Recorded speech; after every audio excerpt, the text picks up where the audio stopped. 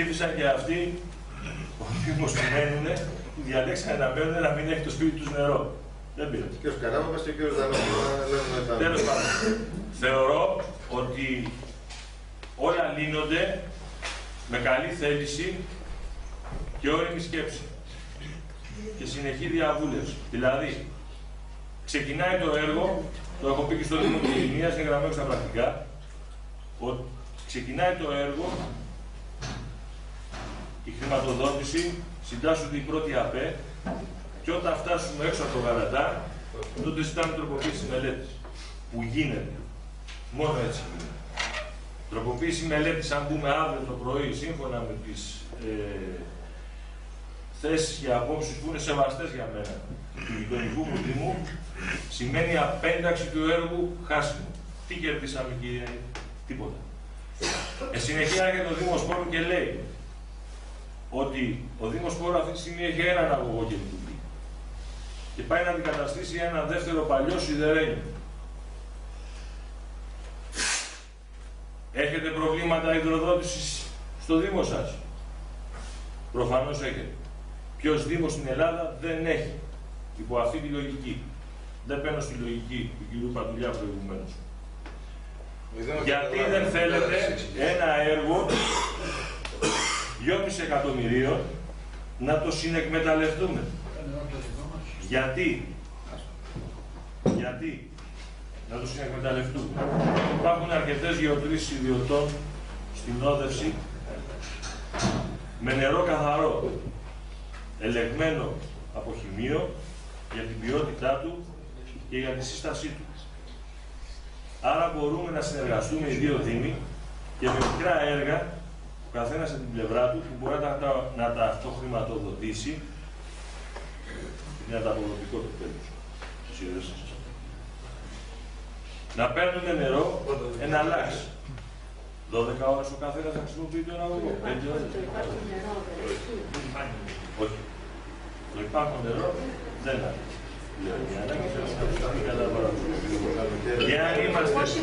Και αν είμαστε σε τουριστική περίοδο, όπως είμαστε πριν 10 χρόνια, δεν το συζητάγαμε καθόλου, θα είχαμε αυτά που ξέρετε για την Αίγυπτο. Να παίρνουν εκ περιτροπής οι γειτονιές, οι συλληφίες. Για την Αίγυπτο ξεκίνησε το έργο του Καστανάσιου. Επιτρέψτε μου να σας πω ότι έχω 14 χρόνια κλεισμένα πάω στο 10ο τόπο στο παιδιά στην διοίκηση και ακούω αυτό το έργο. Ας ελπίσουμε ότι το άκουσα κι εγώ, διάβασα το πριν, ας ελπίσουμε να δοθεί λύση. Τώρα, υπάρχει μια πρόταση του Δήμου Πόρου προς η οποία τι λέει? Κύριοι, για την ύδρα, για τις πέτσες, για τις νέες, για την κυφλή, επιφορμή του εκδοτήου υποθετικός, για τεράστια ποσά, τα οποία μόνο οι αιτήσεις αναγκήσεις, το πολύ μικρότερο, φτάνουν για να γίνουν τα φανταζόμενα. Στο κάθε νησί, στο κάθε τόπο, στο κάθε δήμο, το οποίο θα στοιχήσει πολύ λιγότερο. Για χαλάτωση. Βεβαίως. Από το να δίνεις επιχορήγηση από το Υπουργείο Οικονομικών Καθηκόντων κάποια εκατομμύρια ευρώ. Να μην φτάνουν αυτά. Και να έχεις... Σε σχέση με τι τη συγκρίνει την χαλάτωση? Με το κόστος μεταφοράς Το κόστος μεταφοράς από την ΑΕΔΑ ή στα νησιά. Σε τεράστιο το κόστος μεταφοράς είναι τεράστιο. Με το νερό που μεταφέρεται, συνήθως δεν πίνει.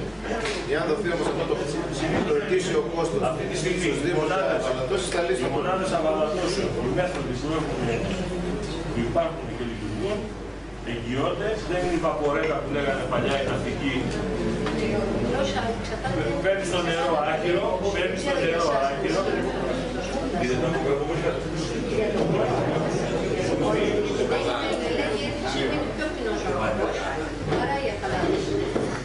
αυτό έχει σχέση με τις... Κοιτάξτε, αφαλάτωση μπορεί να κάνεις δεν θα κάνεις αφαλάτωση 100.000 ευρώ. Ποιες είναι οι ανάγκες του χώρου, 2.000 κυβικά την ημέρα. Ποιες είναι οι ανάγκες του σύντρας, 1.000 κυβικά. Καταλάβατε. Και ζητάμε σε μία μικρά. Αυτό το πράγμα έχει οικονομία κόστος. Γιατί το νερό που βγάζει από την αβαλά, μπορείς να το διεκδικήσεις, πώς θες να το κάνεις. Βίχα, τουρνάκι, και να τα βάζεις εσύ. Αυτά ήθελα να πω για το νερό. Να κλείσουμε για να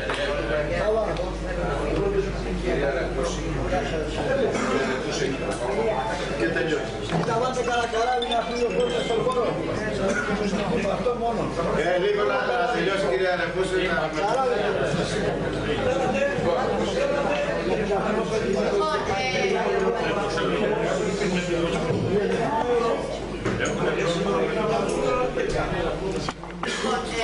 Ακούγομαι, έτσι. Εντάξει, τα πρώτα θέματα τα θίξαμε. Τώρα έχει μπει ένα μεγάλο ζήτημα που αφορά τις δύο κοινότητες. Η κοινότητα Τριζηνίας, το Δήμο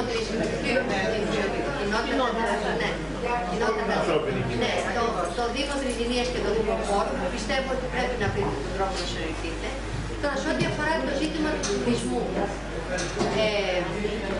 θα συμφωνήσω με όσα είπαν εδώ οι συντοπίτες σας, να βάλω μόνο μία παράμετρο, ότι τελικά ο τουρισμός επιβιώνει ανεξάρτητα από τους αντικειμενικούς παράγοντες που τον επηρεάζουν, επιβιώνει εκεί που ο πολίτης, ο επισκέπτης, μένει ευχαριστημένος. Έχει πάρα πολύ μεγάλη σημασία αυτό. Όλες οι μελέτες δείχνουν το ότι όση δυσκολία πρόσβασης και να υπάρχει σε ένα μέρος, αν ο επισκέπτης μένει ευχαριστημένος από τις υπηρεσίες και τις θεωρεί δίκαιες σε σχέση με το ποσό που καταβάλει, έτσι, εκεί θα ξαναγυρίσει. Λοιπόν, αυτό είναι πάρα πολύ σημαντικό να το κρατήσουμε και βέβαια να διαμορφώσουμε και τους αντικειμενικούς όρους, έτσι ώστε η προσβασιμότητα των νησιών του Εργοσερωνικού να είναι μεγαλύτερη από αυτή που είναι τώρα. Και λέω ότι το ένα ζήτημα είναι πράγματι τα τσάρτερ, οι πτήσεις τσάρτερ και ότι είναι απαγορευτικές στο Βενιζέλο. Άρα επηρεάζει όλο τον τουρισμό της περιοχής της Αττικής.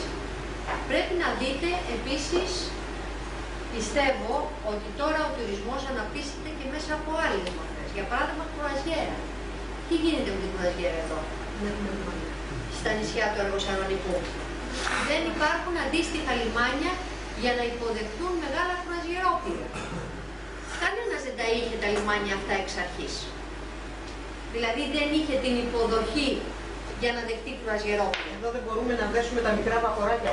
Έχουμε ζητήσει συνάδελφους στο περιοχή του μοναστηρίου για αυτόν τον λόγο, γιατί τα βατικά του λιμανιού δεν επιτρέπουν. Και τα μεγάλα κρουαζιέρα. Άρα θέλω να πω προβλέψεις, επενδύσεις, καταρχήν σχεδιασμός, όπως έλεγε πριν και η συνάδελφος για την εκπαίδευση, πριν 10 χρόνια δεν προβλέψαμε. Δεν προβλέψαμε επίσης και κάναμε 2 σχολεία μεγατήρια στον πόρο όταν μειώνεται ο πληθυσμός. Πρέπει να προβλέψουμε. Γιατί δεν ζούμε μόνο για μας, ζούμε και για την επόμενη γενιά. Άρα, με κρουαζιέρα, εγώ θέτω ένα ερωτηματικό. Τι γίνεται? Τι γίνεται με το ιδιωτικό γιότι? Τα σκάφη. Εδώ είναι ένας παράδεισος. Ένας παράδεισος είναι όλη η περιοχή. Και Γαλατάς και Πόρος. Να σας διακόψω. Οι πληροφορίες λένε ότι θα γίνει ο διαγωνισμός από 15 Μαρτίου μέχρι τέλος Μαρτίου. Ο μεγάλος διαγωνισμός για το ΧΑΜ Αλήμου, Επιδαύρου, Μεθάνων, Όρου και Ύδρας. Επίκειται ένας τέτοιος διαγωνισμός, υπάρχουν αντιδράσεις, κάποιοι συμφωνούν, κάποιοι δεν συμφωνούν. Υπάρχει ένα άλλο θέμα. Υπάρχει ένα άλλο θέμα. Ανοίγουμε ένα θέμα. Υπάρχει ένα άλλο θέμα μεγάλο. Έχει κλείσει διαβούλευση του νέου νόμου, του σχεδίου νόμου του Υπουργείου Εμπορικής Ναυτιλίας για τα λιμάνια. Σύμφωνα με αυτό το σχέδιο, προτείνεται η δημιουργία του Αττικού λιμένα. Τι σημαίνει Αττικός λιμένας? Όλα τα λιμάνια της περιφέρειας Αττικής σε έναν ενιαίο οργανισμό, ο οποίος θα μπει στις διαδικασίες στα ΙΠΕΔ. Εκεί υπάρχει μια διαφωνία αν θα κρατήσει τον έλεγχο το Υπουργείο Πολιτικής Ναυτιλίας ή θα εκχωρηθεί εξ ολοκλήρου τα ΙΠΕΔ, για την παραχώρηση, λέμε εμείς, ως Δημοκρατική Αριστερά, λειτουργιών του Αττικού αυτού δικτύου λιμένων και όχι μετοχών. Έτσι. Δηλαδή, ιδιώτες οι οποίοι θα θελήσουν να επενδύσουν αναβαθμίζοντας λειτουργίες των λιμανιών και παρεχόμενες υπηρεσίες, καταθέτοντας, βάζοντας το αντίστοιχο κεφάλαιο για την ανάπτυξη των λιμανιών. Υπάρχει ένας μεγάλος διάλογος αν όλα τα λιμάνια πρέπει να είναι στο ενιαίο δίκτυο ή ας πούμε ο Όλυμπος ή το λιμάνι του Πειραιώς το μεγαλύτερο θα απορροφήσει λειτουργίες κλπ. Συνεχίζεται η συζήτηση, δεν έχει κατατεθεί ακόμα στην Βουλή. Ναι, αυτό το νομοσχέδιο δεν το ξέρω λόγω αντικειμένου ως δημοσιογράφος, έχω ασχοληθεί με αυτό το θέμα. Προβλέπει σε πρώτη φάση την θελοντική συνένωση των δημοτικών λιμενικών ταμείων και σε δεύτερη φάση την υποχρεωτική. Ναι. Αλλά εδώ οι μαρίνες μπαίνουν σε μια ξεχωριστή διαδικασία και επίκειτο διαγωνισμό και πληροφορίες της τελευταίας είναι ότι στις 15 Μαρτίου μέχρι τέλος Μαρτίου θα βγει στον αέρα ο διαγωνισμός για αυτές τις μαρίνες στο μεθάνο του πόρου και το κομμάτι του πόρου αφορά το χερσαίο κομμάτι του πόρου στην Τριζηνία. Δεν αφορά μόνο από τον πόρο. Σου λέω, Δήμαρχέ μου, αν δεν σε αφορεί. Στο λέω, η πληροφορία αφορά τα υπέρ, αφορά στον πόρο, το χερσαίο κομμάτι του Δήμου Πόρου που ανήκει στην Τριζηνία και τα μέθανα, όσον αφορά την περιοχή. Δηλαδή έχει τον πόρο απέναντι το νησί, το χερσαίο κομμάτι της Τριζηνίας, από την πλάκα όλο αυτό το κομμάτι και το μεθάνο. Είναι μέσα στη διαχείριση του hub του αφεντήριου λιμένου του Αλήμου, είναι η μαρίνα του Αλήμου, της Επιδαύρου, της Ήρδας. Ναι, αυτό γιατί φτιάχνεται τώρα στο νομοσχέδιο που λέγεται το θαλάσσιο ενεργητικό μέτωπο. Ναι. Θέλω να πω ότι επέρχονται πάρα πολύ, να μην το ανοίξουμε, αυτό είναι ένα πολύ μεγάλο κεφάλαιο. Επέρχονται πάρα πολύ σημαντικές αλλαγές σε πολλά πράγματα. Σε ό,τι αφορά τον τουρισμό, τα λιμάνια, τις μαρίνες κλπ. Θα δούμε σημαντικές αλλαγές, οπότε οι τοπικές κοινωνίες και τα αρμόδια όργανα, όσο πιο έτοιμοι είναι να υποδεχτούν αυτές τις αλλαγές και να τις αξιοποιήσουν, θα βρεθούν ωφελημένοι. Αυτό ήθελα να πω. Γιατί δεν είναι η κατάσταση όπως τη βλέπουμε με τα μάτια του πριν. Αλλάζουν αυτά, θα γίνουν επενδύσεις, θα γίνει ιδιωτικοποίηση λειτουργιών. Και άρα αυτό που λέμε τουρισμός δεν θα εξαρτάται, θα εξαρτάται και από το τσάρτερ και έχετε δίκιο σε αυτό. Εγώ άκουσα στην Έγινα την ιδέα της δημιουργίας στην Αργολίδα χωρίς τη συμμετοχή του κράτους για να μην υπάρχει αυτός ο όρος, ιδιωτικό αεροδρομίου. Είναι όμως μια ιδέα. Θα πρέπει αυτή να δημιουργηθεί. Γιατί την άδεια την τελική τη δίνει το κράτος. Ναι, εντάξει, δεν θα αρνηθεί. Και δεν ξέρω τους λόγους που πήγε ο όρος. Αυτό είπα.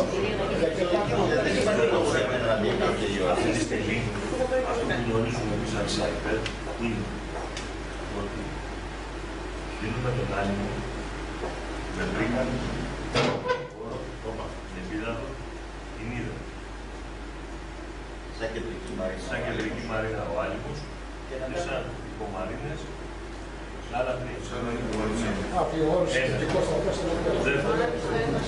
Αυτό που μας είπαν είναι ότι θα βγει εντός των ημερών αυτών θα βγουν δύο προσκλήσεις. Η μία θα είναι αυτή προς το Ελληνική και η δεύτερη θα είναι για τη σύνταξη του Master Plan. Θα πάρει κάποιες εταιρείες να μεταφέρουν στις συστάσεις και θα αναλάβει να κάνει το Master Plan του κάθε λιμανιού. Το Master Plan θα έρθει στους Δήμους, στα λιμενικά ταμεία συνολικά και στην κοινωνία για διαβούλευση. Δηλαδή, κύριοι, εμείς ζητάμε από το λιμάνι σας αυτό το κομμάτι. Σκεφτόμαστε να το επενδύσουμε και να το αξιοποιήσουμε κατά αυτόν τον τρόπο. Γιατί θέλουν τη συνένεση των τοπικών κοινωνιών. Εμείς, σαν Δήμος, ήδη έχουμε κάνει τους Συμβούλιο Δημοκρατίας κατά της απόφασης και παραμονή της Παναγίας και το μάθαμε στο διαδίκτυο ξαφνικά όλοι, η οποία θεωρούμε ότι δεν, όπως για τη ΔΟΗ έχουμε κάνει το ίδιο, θεωρούμε ότι επειδή δεν μπορεί να βγάλει το Συμβούλιο Δημοκρατίας να το αναβάλει, να το αναβάλει, να τελειώσει αυτό το κράτος και μετά θα μας κάνουμε μια συζήτηση, δηλαδή όταν έχει υλοποιηθεί κάποια πράγματα να πάμε να κυρώσουμε τι αυτοί οι λεωφόροι που επιτρέπουν θα βγουν εντός των ημερών των δύο προσκλήσεις. Η μία είναι για το ποιητή και η άλλη θα είναι για master plan. ποια εταιρεία θα κάνει την καλύτερη πρόταση να κάνει το master plan αυτών των λιμανιών για την Βόρο, Ήδρα και Ήδρα.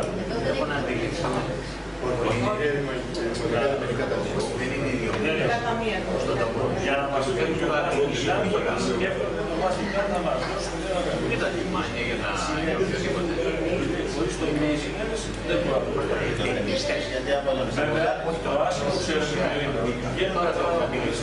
τώρα βλέπουν ότι θέλουν κατά τα πόδια να κάνουν πετάμε. Για να το λήξουμε το θέμα. Θέλω να σας ευχαριστούμε και να πείτε κάτι άλλο, να το λήξουμε νομίζω. Όχι, χάρηκα που ήμουν εδώ και σας άκουσα. Ο κ. Παπαδάκης κάτι θέλει να πει. Οι πολίτες εδώ του Καλατά να μην πούνε τίποτα. Εγώ είμαι δεν είναι ό,τι Ο κ. Παπαδάκης. Πήραν τώρα εκεί πέρα, εκεί δήμαρχοι, εκεί πέρα και πρόσωποι τα... ευχαρίστως να σας ακούσω. Ναι, βέβαια, χάρηκα πολύ. Μανώλη, θα ακούμε. Θα τα πούμε το γεύμα.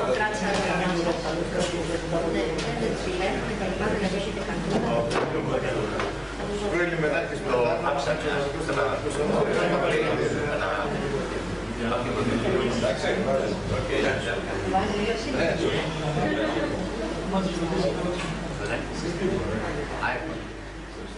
Και εμείς θέλουμε, εάν μπορείτε να μας βοηθήσετε τις γνώσεις με τις τεχνικές υπηρεσίες,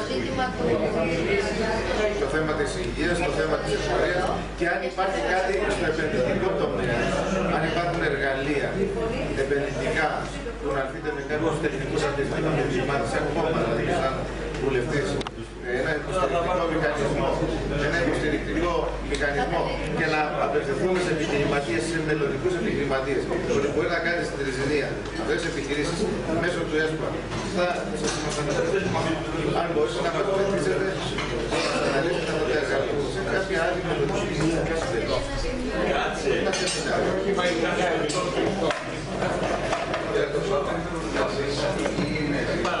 Κύριε Παπαδάκη, σας ακούμε. Εγώ πήγαινε δεν φεύγετε έτσι, να πούμε την ίδια κουβέντα. Εγώ δεν φεύγω.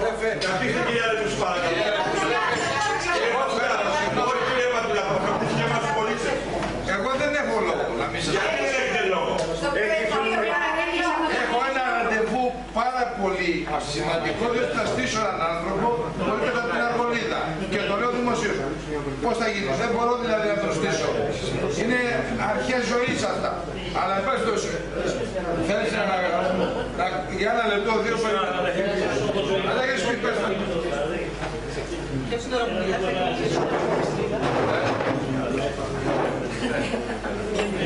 Μανώλη, σε ακούμε. Σ' ακούμε. Πρώτα απ' όλα, κυρία Ρετούση, Ο κύριος Παπαδάκης είναι ιδιοκτήτης από το πολιτικό. Κύριε Ρετούση, ο κύριος Παπαδάκης ζητάει το λόγο για τον Έγκη, είναι ο ιδιοκτήτης αυτού του πολιτικού. που άνοιξε το μαγαζί σήμερα για αυτή την συνάντηση. Από το Σεπτέμβριο, τέλος του Σεπτέμβρη είναι κλειστό. Και θα ξανανοίξουμε την 1η του Ιούνιου. Και εγώ πληρώνω όλα τα τέλεια. Είναι άδικο αυτό, να το γράψετε αυτό. Δεν μπορούν οι ξενοδοχειακές επιχειρήσεις, γιατί έχω άδεια ΠΕΟ, που είναι κλειστές, να πληρώνουν συνέχεια. Με 3 μήνες λειτουργία. Θα κόψουμε το ρεύμα. Δεν μπορούμε να το κόψουμε το ρεύμα. Δεν μας επιτρέπουν να κόψουμε το ρεύμα. Ένα λοιπόν που θέλει να επενδύσει στον τουρισμό, δεν επενδύει με αυτές τις προοπτικές που έχει το κράτος. Αυτό το ξέρετε. Τώρα, για τα θέματα που βάλατε και τα ακούσαμε. Εγώ είμαι 64 ετών. Έχω ασχοληθεί με τα κοινά από 20. Τα ακούω 40 χρόνια. Τα ίδια πράγματα. Το νερό δεν μπορεί να περάσει από το Καλατά γιατί έχει τρυπήσει όλη την ακουτή μου. Χαλάνε τα πλακάκια του Καλατά μπροστά στο μαγαζί του Αλληνού και την Βούβα δεν τη φτιάχνει ποτέ ο Δήμος, την Αθήνη Βούβα. Τώρα ήρθαν λοιπόν οι καινούργοι εδώ πέρα και να μην περάσετε από εδώ, από το κανάλι αυτό, να πάτε πιο εδώ να το περάσετε. Για το θέμα του κέντρου υγείας έχω λειτουργήσει 17 χρόνια εγώ σαν πρόεδρος του Συλλόγου. Έχω φέρει 2 ασθενοφόρα από λεπτά που μάλιστα από το εξωτερικό, από τους μετανάστες, γαλακτώδες, πορτιώτες και τριζίνιους. Έχω δουλέψει πολύ με τα σχολεία, ξέρει η κυρία Βάλια πόσα χρόνια ήμουν πρόεδρος στους συλλόγους. Έχω 4 παιδιά, κανένα στο δημόσιο, όλα στον ιδιωτικό τομέα, με 2 γαμπρούς και οι 5 από τους 6 είναι άνεργοι. Έχω βιώσει εγώ τη φτώχεια και τη δυστυχία από του πατέρα μου τον αγώνα με εξορίες και τέτοια πράγματα. Και είδατε τώρα εσείς εδώ πέρα, ακούσατε εμάς όλη την ομιλία εδώ πέρα.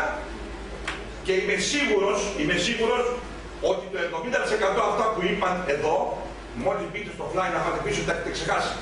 Είναι ξεγραμμένα. Διότι είναι η φύση έτσι της Αττικής με τη Τριζηνία. Γι' αυτό και το εκλογικό μερίδιο που είμαστε εμείς στην Α, Πειραιά και Νήσων δεν αναφέρεται